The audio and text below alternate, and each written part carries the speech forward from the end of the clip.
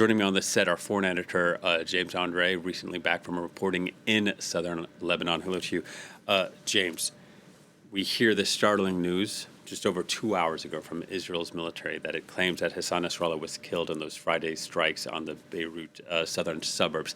How credible is that claim?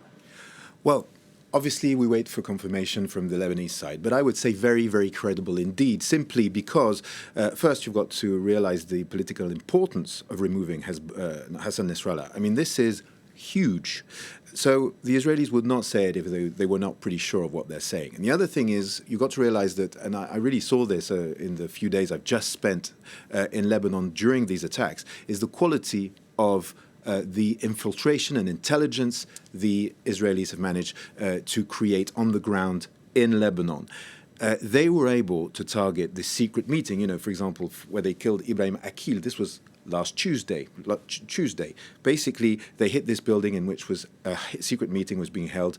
We heard that they had the intelligence just less than an hour before they actually hit, which means they knew it, scrambled the jet, hit, and indeed killed this very, very... That intelligence, does that mean Hezbollah was infiltrated?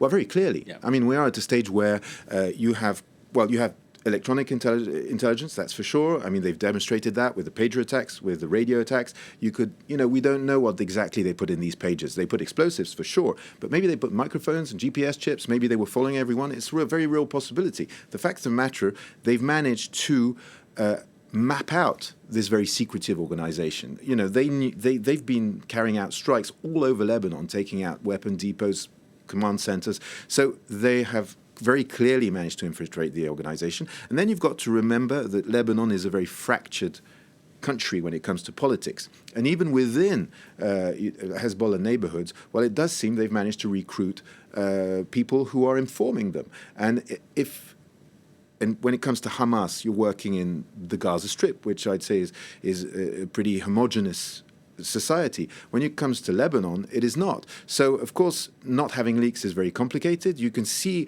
how much, for example, Hassan Nasrallah is a very, very protected person. He doesn't use a phone. He doesn't appear publicly. He's not done so since 2006, after the war. So, these are people who are taking utmost security measures, and Israel has managed to picking them off one after the other. So the fact of the matter is, if they are saying it, is very probably that they have very solid confirmation that indeed Hassan Nasrallah has been killed. And then we'll have to see what Hezbollah says. Usually they do confirm, very simply because on religious basis, they have to bury him quite rapidly, and you can expect, if he has indeed been killed and if indeed this is confirmed, that this is going to be a massive funeral, because Hassan Nasrallah enjoys a very, very important status when it comes to his followers in Lebanon. You attended the funeral of the Hezbollah drone commander. Mm-hmm. What was the feeling like of the people in southern Lebanon about how far this war has gone and how it has changed faces?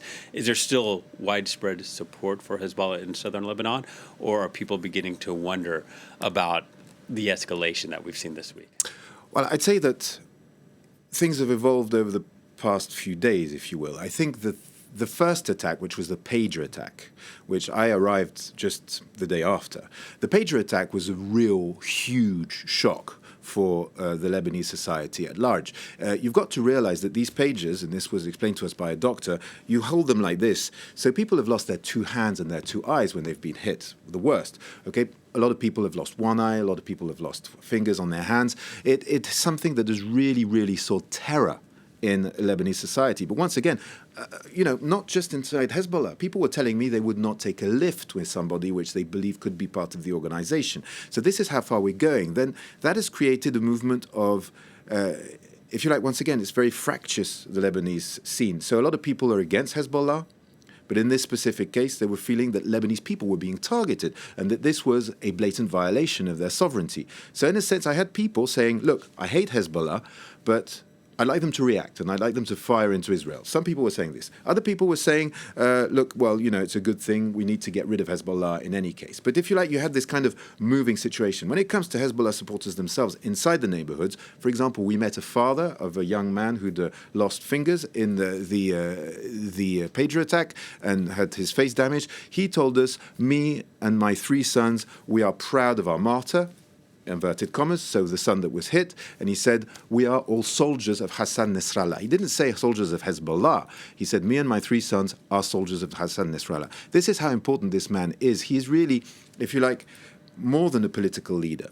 If you want to understand how it works, if you take Shia organizations such as that of Hassan Nasrallah or Muqtada al-Sadr, for example, in Iraq, basically in Shiism, you have to give a part of your money to the organization, to a cleric. So people choose the cleric they want to follow.